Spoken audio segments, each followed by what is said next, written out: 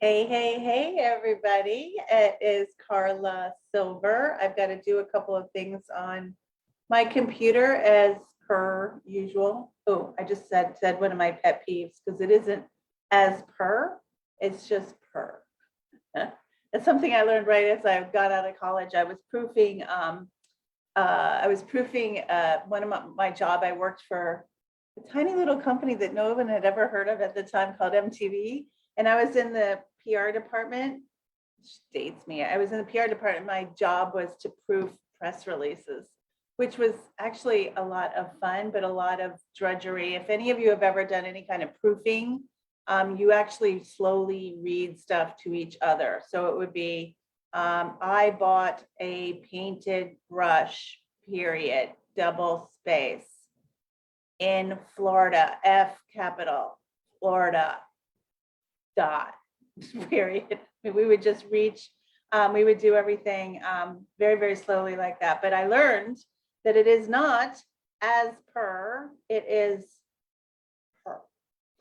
There's a tiny little crazy, sorry, I'm looking for our live and I'm not finding it right now. Hold on a second, I'll get there. There we go, Yahoo!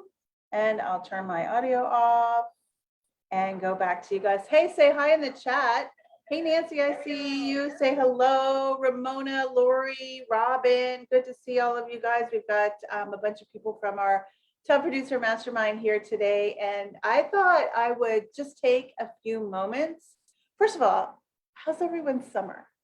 I'd love to hear. I've had my head down in my crazy pants Karla Town business for a long time, and I haven't really just been connecting with everybody. And so I have a hot moment where I'm actually not insanely busy, and so I'm spending more time with our Top Producer Mastermind members.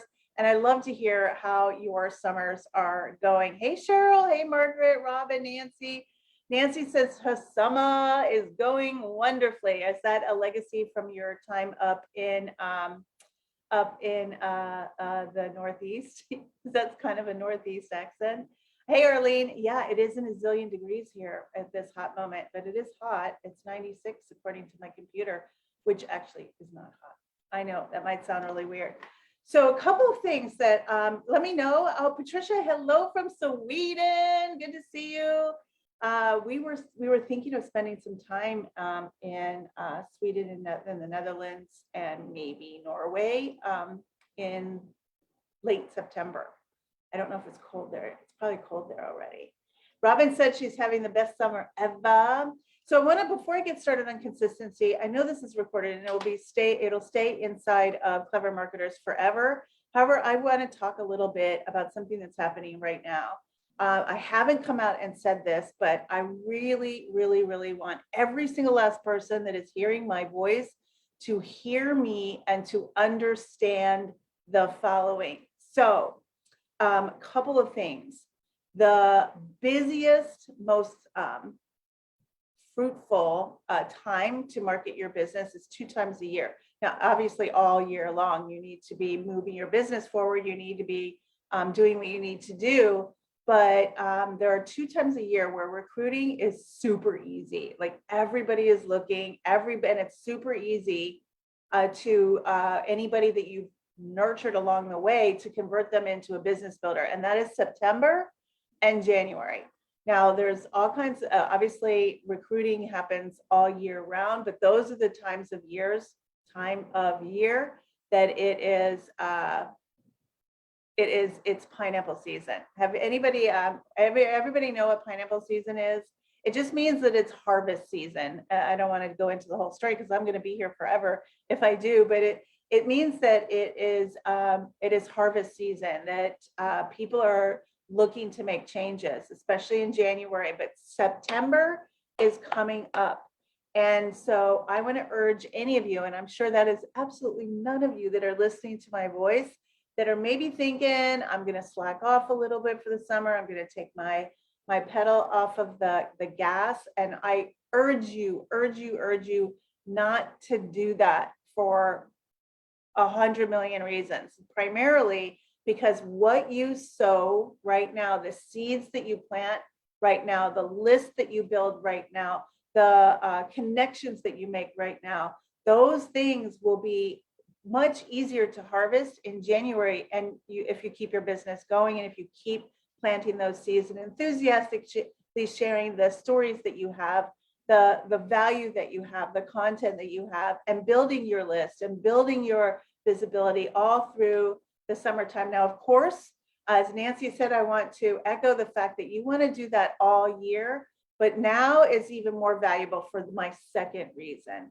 And I want to underscore the fact that I'm going to just say what we all know.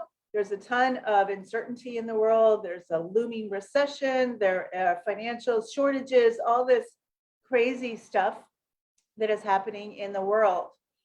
And here's what I know, having been in this industry now for 18 years and have going through the recession that happened in 2008, 2009, although I don't think that they actually classified that as a recession, but there was the housing collapse that happened in 2008, 2009. When there is uncertainty, when there is upheaval, when there is war, when there is recession, when there are financial ills going on in the world, that's when network marketers thrive. Our businesses go insane. Most people during COVID, we were all busy just in harvest season, right? So right now, right now is the time to take advantage of that. Hone your skills over the summer, whatever you need to learn. Do you need to learn how to do you need to just finally jump into Reels? Do you need to join a coaching program? Do you need to buy a course? Do you need to focus on your leadership skills? Do you need to focus on your self-confidence? What is it that you need to do over the next few months so that you are ready to rock and roll, and you are already in momentum by September? So I'm just going to get off my my soapbox there. I just really wanted to get this out because I think it's so incredibly important for your success to take advantage of the timing, the seasons that happen throughout the year, and do what you need to do to create an environment that you will absolutely win. Because if you start building that now, that snowball will accelerate in over September, October, which are huge. There's a tiny lull in November for recruiting. I'm a recruiting person. I am not a product salesperson. I'm a recruiting person. And I built my businesses, for those of you that are just meeting me, I built my businesses 100% by recruiting. I figured, shoot, I'll make more money doing that, and I'll be able to help more people, and I'll sell a lot of products along the way, and I did. So what will happen in September, October, you'll begin reaping that reward. But if you keep your pedal to the metal till January, bingo, bango, bongo, because January is the money, guys. That's when your team really gets built. So not that it doesn't get built all year round, but there are seasons that it is a lot easier. So I want to talk a little bit about consistency today. And I realized that, hold on a second, guys. What the hell happened to me here? Sorry, I've lost my mind here. I realized that I get this, where'd you guys go? I get this question a lot. And I see it in our coaching program. I see people be inconsistent in some things, consistent in others. And I'm going to just make sure you guys are still there. Somebody comment. There we go. I got that. Yeah, bingo, bango, bongo. I see consistency, and I also see inconsistency a lot.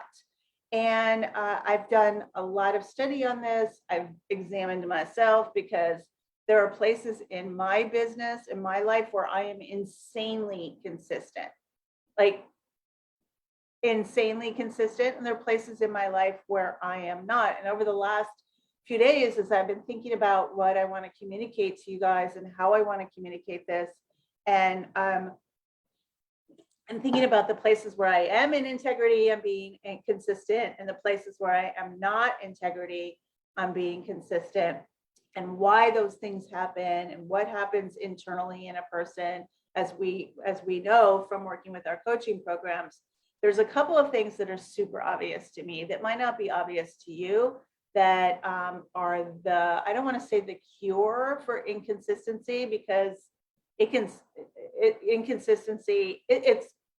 impossible to be consistent with everything, I think. I mean, we all have a million trillion goals and obligations and families and grandkids and future grandkids and children and workout things we want to do, health things we want to do, all of that. And that all of those things lead to a scattered mind, right? And we are on social, we're scrolling all day long. As a matter of fact, I have a sore thumb, and the doctor said it's probably from scrolling on my phone.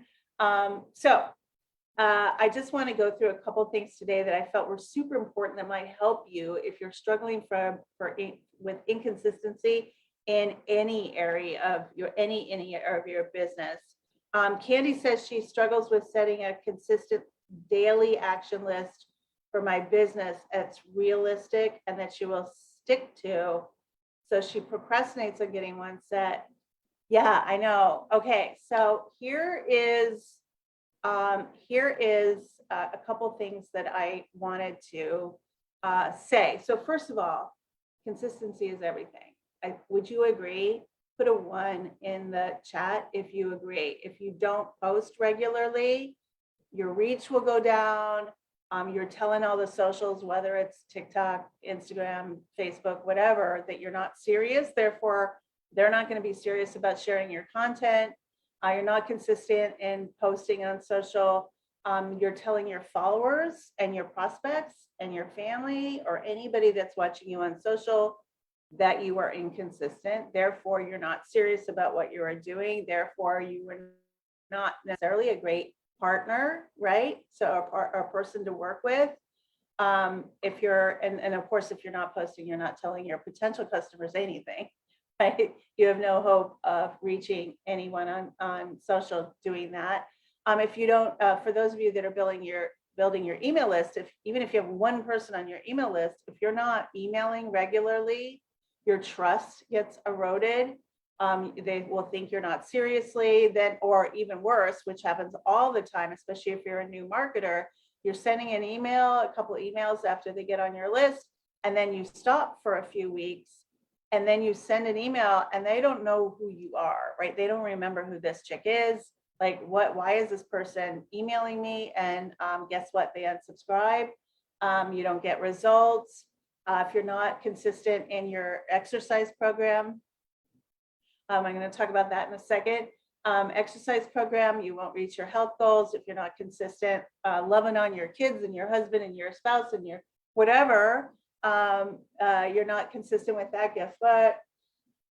I mean, right, the list goes on and on and on. And as I was thinking about this and doing some research around this, I'm like, oh gosh, so there's, especially in business, because let's talk about business right now, people have low self-confidence sometimes, because I know we see this in our coaching program, because they're not sure about what they're doing, and you're not sure about the outcome. And even more importantly, you don't feel that you're good at it. So those of you that are in our coaching program, right, we teach a very specific posting strategy that requires some thought and requires some thought. It's not hard. It just requires some thought, and getting your head around that, and getting your head around learning how to do that requires you to do what the second thing is do something you don't like, right? But most importantly, the number one is low self-confidence, or you feel uncomfortable doing it.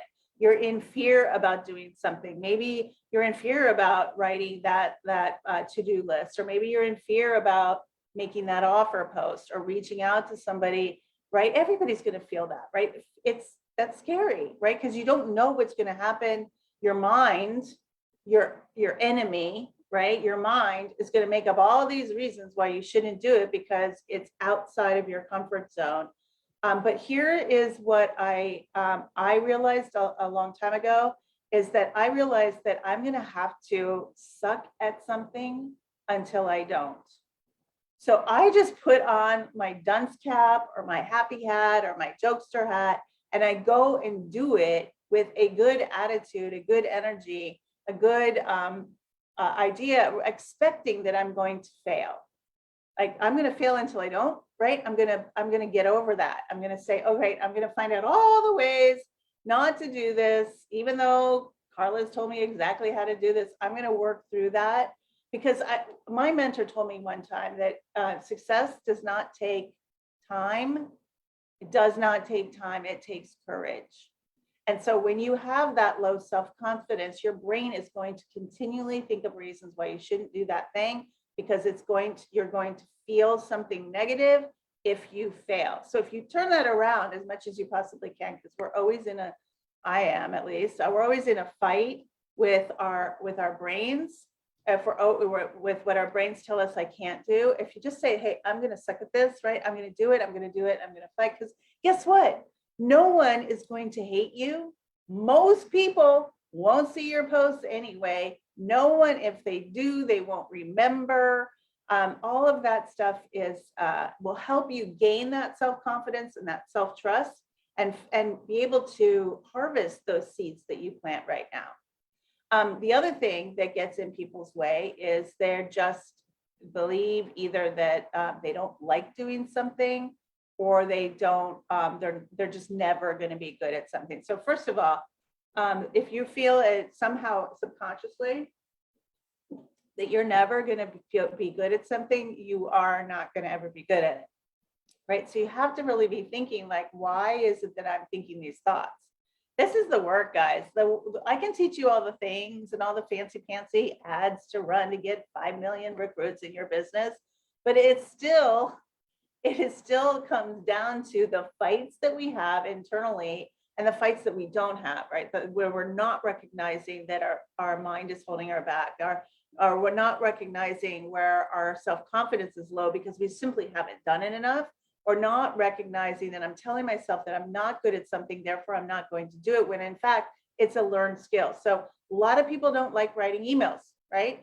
I don't love writing emails all the time. I don't. But guess what? I write them because they make money. You guys are all here because I sent you an email. Creating content isn't always my favorite thing to do. Reaching out to people and saying, hey, you know what? I think you belong in our team. I think you belong in our mastermind. I think that is all uncomfortable and I don't like doing it. So here's a game that I played with myself. It might be counterintuitive, but it's something that I did a long time ago. So when I got started, must be why I was thinking about that job I had at MTV proofing press releases back in the day. So when I got to that job, my other part of my job was typing those press releases. I had to type them. I loathed typing. I was awful at it. Awful. As a matter of fact, I almost lost my job because they're like, you just can't have all these errors and white out things everywhere. You just can't. Remember those? We get the little white out thing. I'm totally dating myself. So I almost lost my job. So I was so bad at typing. Now you might think nowadays like everybody's really, really good at it, right? Because we do it all day long. But in those days, we didn't type all the time. So, my trick that I played was, I'm like, okay, I'm just going to get so good at typing, I don't have to think. And I can get this freaking press release done. Instead of taking me an hour to type a page, it can take me however long.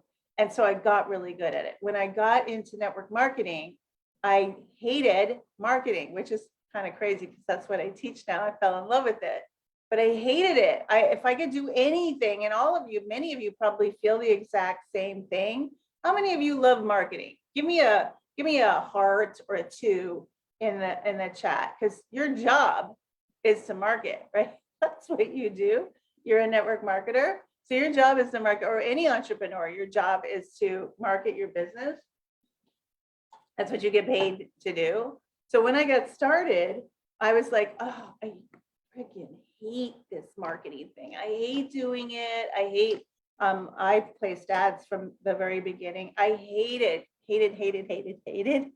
marketing. So guess what? I said, all right. So I wouldn't do it, right? So I said, okay, I got to get good at this. So I got really good at marketing. And now I'm really, really good at marketing. So those low self-confidence and telling yourself you don't like to do something and avoiding it isn't going to work for you guys, right? So the next time you do something or you're about to do something and you don't do it, ask yourself why. Get really clear on why you're putting something off. So I have a couple of things that I want to talk about as far as tips. Tips on how to be more consistent. So those are those are kind of the why people are not consistent. But the number one thing that I think about when I'm looking at one of our students and they're not consistent is that, hey, you know, what is it that you want to create?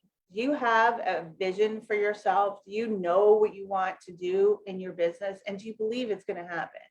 Because I think that consistency works kind of like, can you see this? I don't know if you can see this, like a seesaw. And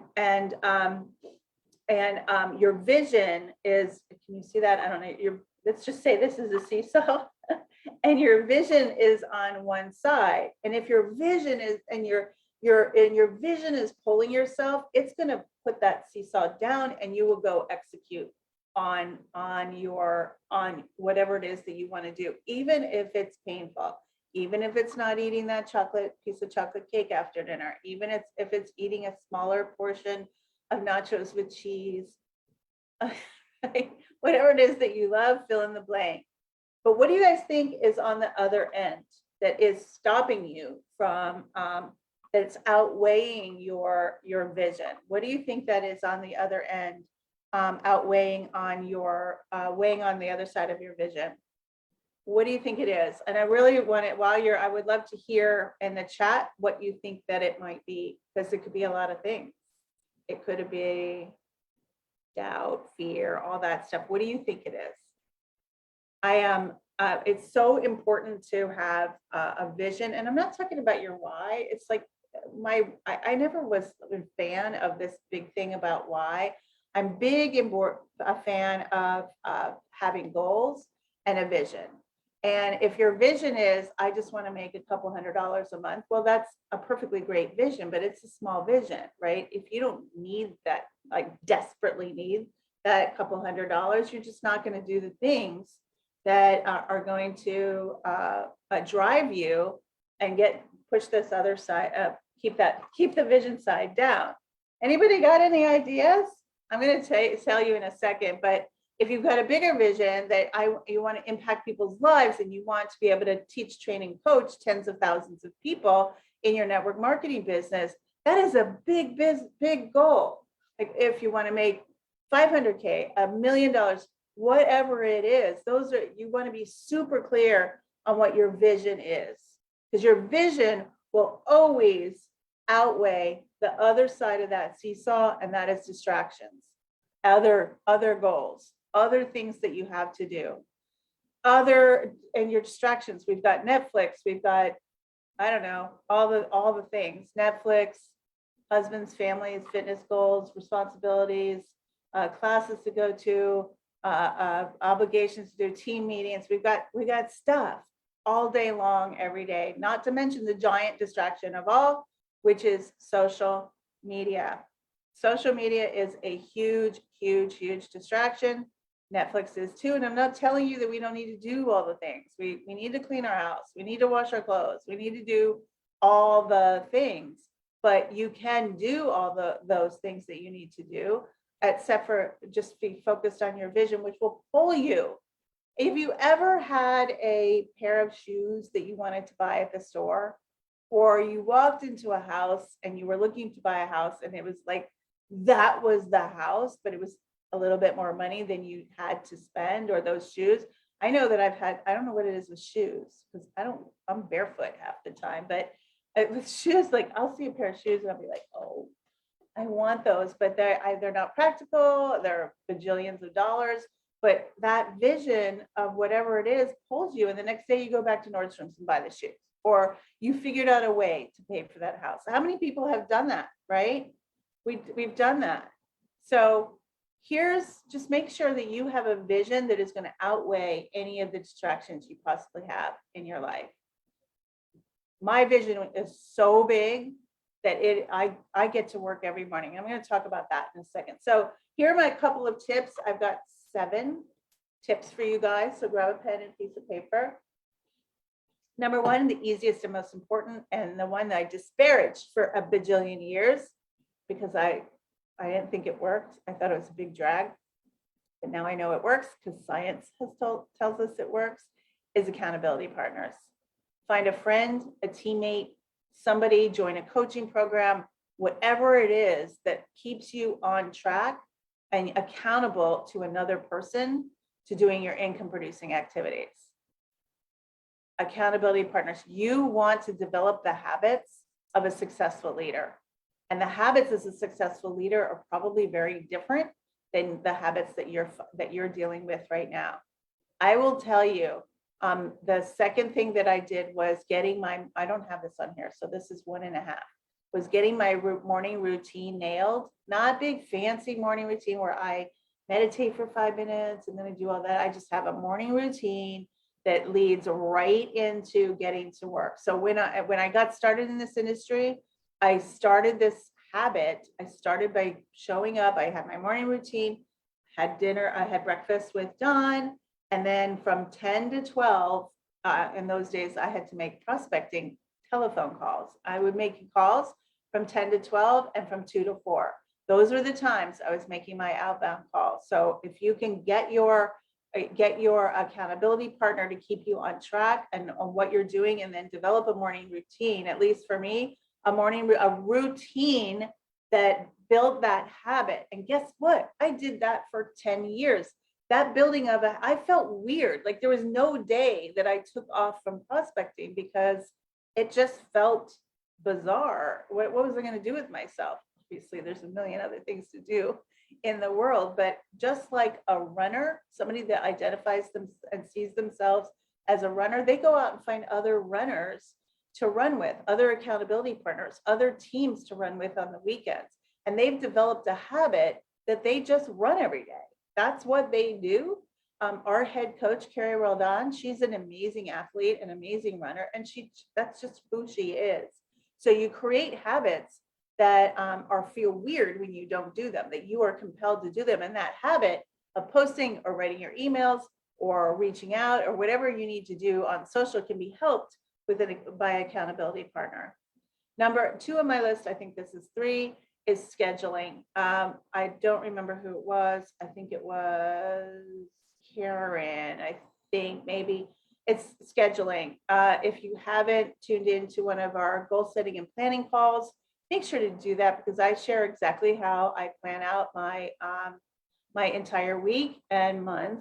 But I schedule everything out. If it's not on my schedule, if it's not on my calendar, it doesn't get done. And I sit down on Sunday nights, Sunday afternoons, and I write down. I get everything out of my head and into my journal and workbook, and schedule everything out. If it's on the schedule, you're more likely to do it.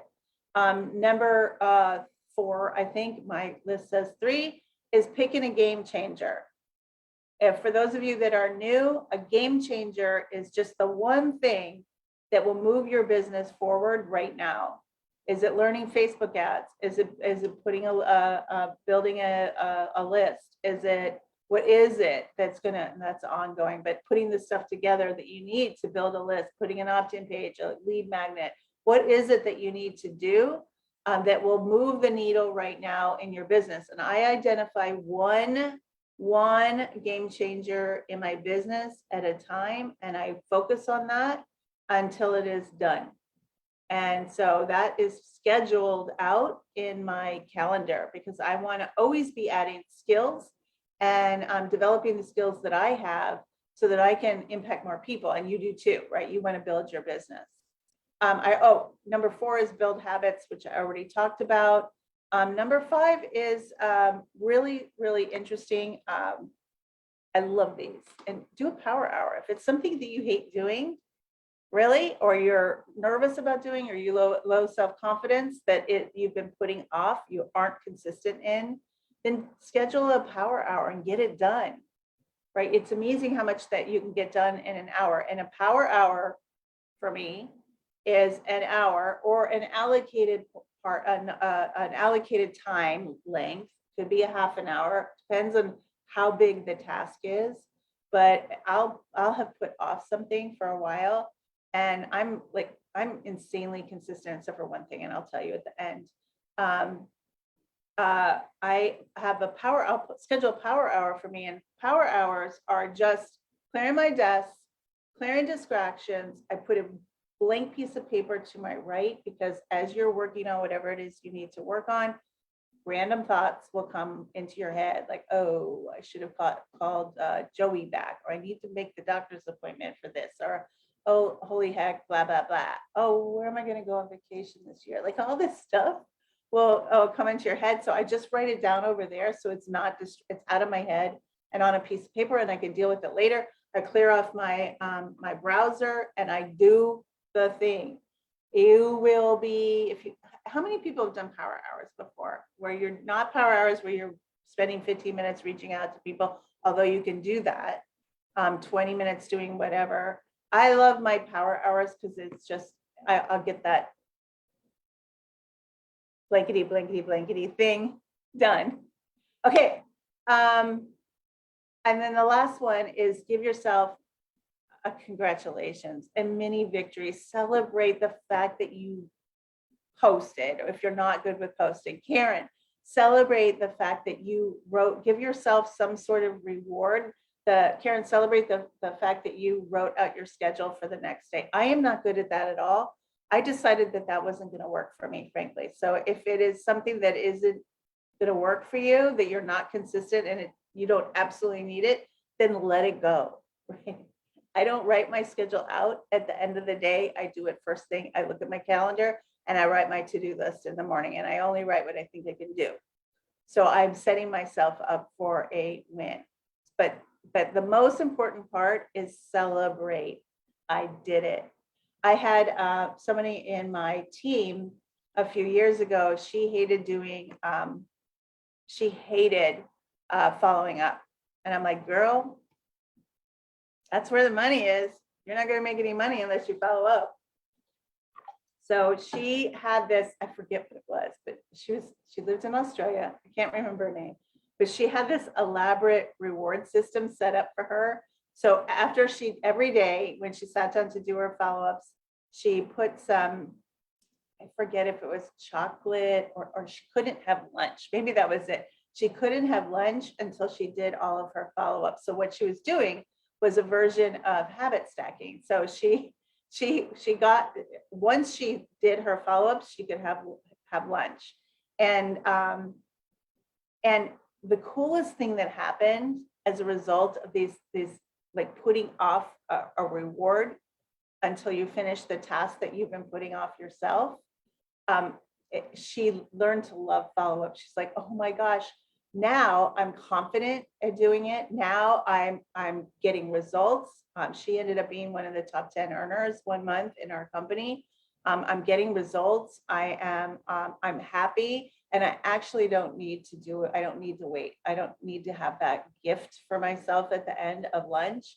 I just sit down and do it every day. So that's the reward, right? The reward are results. The reward is a feeling of satisfaction. The reward is in conquering the monster in our head that's keeping us inconsistent. The reward is that well-being and feeling of doing something for yourself that you know that you were avoiding for a really long time.